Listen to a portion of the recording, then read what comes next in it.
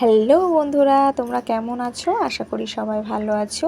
আজকে কোনো ব্লগ নয়, আমি রূপা কুল মাখা নিয়ে তোমাদের সামনে হাজির হয়েছি।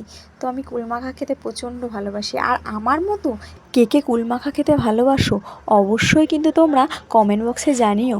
সরস্বতী পুজো কবে হয়ে গেছে, আর এদিকে একবারও কুল মাখা খেতে পারিনি। আজকে এই প্রথমবার এবছর কুল মাখা খাচ্ছি, তো সেটা তোমাদের সাথে শেয়ার না করলে কি করে হয় বলো?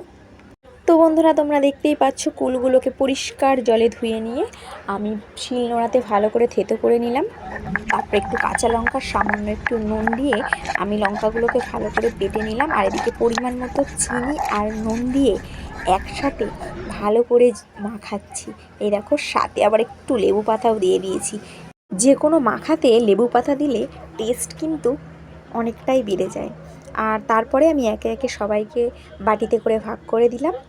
তো তারপরে আমি একটু টেস্ট করে দেখলাম, ওয়াও, যা টেস্ট হয়েছে না!